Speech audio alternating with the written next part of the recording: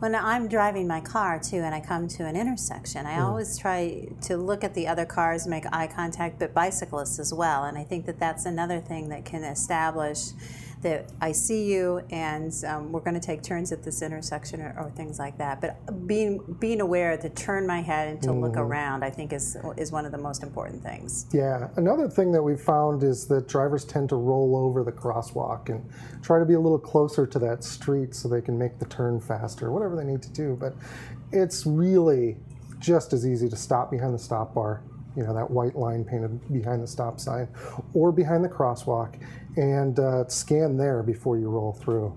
Right turning traffic, that's probably the worst because, you know, they try to roll through the intersections quite a bit. And, you know, it's just best if you kind of look.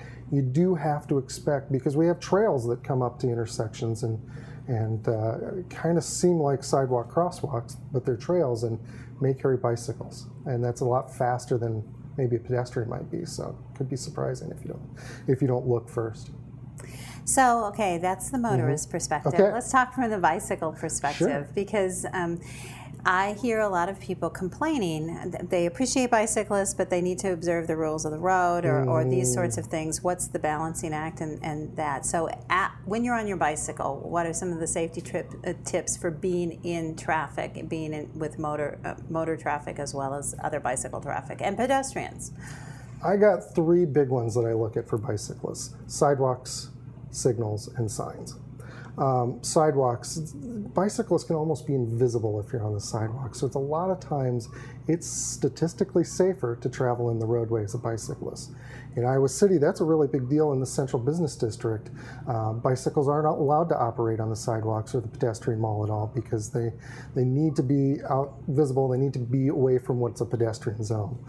Signals is the next thing, and that's using hand signals. Making sure you're predictable and the other operators on your street system know that you're turning left or turning right or you're going to stop. That's a big step in the right direction. And the last one was signs, and that's stopping at stop signs, stopping at traffic signals, and making sure that you come to a complete stop and move through. So you're saying that bicyclists should come to a complete stop at stop signs and use the intersections in a similar manner to motorists? Yeah. You're going to be safest, you're going to be best as a bicyclist if you act and you're treated as a motor vehicle. So if you're going along and there's a stop sign telling you to stop, you're better off stopping at that stop sign. I'm not saying that you have to put your foot down every time, but I do think that you need to stop momentum and stop going forward and pause for that second, just like you would in a car, scan and signal. That's probably the next most important part, is yield to any other oncoming traffic and make sure there's nobody coming. So bicycling is a fairly simple way to travel, I mean, but some equipment can probably keep you safer. Sure. So what kind of equipment should people be aware of or be using to be a safe bicyclist? You know, helmet's probably the first one. I think I've seen a study lately that 85% of head injuries could be prevented with wearing a bicycle helmet. Bicycle crash head injuries could have been prevented by wearing a helmet. So that would be the first step, is wearing a helmet. I don't advocate using one. You know, you want to stay away from having to actually hit the ground, but wearing it really could make a difference if you were involved in a crash. There's some other things that make you comfortable and make you safe, but probably the biggest thing is keeping visible. So at night, having a headlight, having a red reflector or a rear tail light, and then anything you can do to be more visible. So maybe that's reflective piping on your clothes, bright colored clothes rather than dark colored clothes, maybe reflective tape on your bicycle itself or the bags. It keeps you more visible as you're moving forward on your bike. Okay. You know, we're working very hard in Iowa City to become a more bicycle-friendly community, and it's pretty far up there right now. We have a lot of people who commute. I know that you are a bicycle commuter. What else could we do as individuals, as citizens? I mean, we have policies, but what could citizens do to make it a more bicycle-friendly community? Well, it starts by more bicycling. I think that's the easiest one, is getting more people on bikes.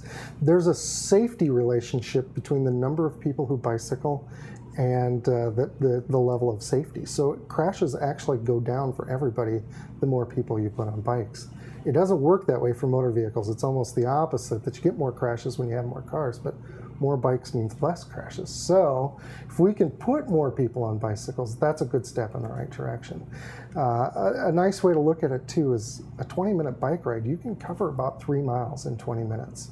You know, because you're going at a slow pace. 10 miles an hour can get you back and forth about 3 miles in the city, and that'll cover a lot of Iowa City. Hills are exceptions. So how do we get more people on bikes? You know, I think some of the things that we have going on in the city are really helping in that direction. The Iowa City Bike Library is a really good example where they're making bikes accessible to people. So if somebody needs a bike, they can come down for a low cost and get a bike. We have 6 bike shops in the area, which is fantastic. And a lot of them have different specialties. They may be commuter bike shops or a little more racing bike shops, but there's somebody to help you, guide you through that bicycling process and buying a new bike if that's the route you choose. And then we have programs that are going on. I know there was a bike rodeo at Longfellow that had 72 participants, 72 kids, and they got bike helmets, and some kids got bells and locks, and they all got to participate in this bike rodeo and learn some safety skills to kind of take them forward and be safer on the roads. So there's a combination of things that you can do in education and encouragement that'll help out. Mark, thank you so much for being here today. A special thank you to Hotel Vetro for hosting this episode of At Home in Iowa City. That's it for today's show. If you would like to view this program or our other At Home in Iowa City programs, please visit www.citychannel4.com, where you can view a program guide and watch shows on demand. Thanks so much for watching At Home in Iowa City.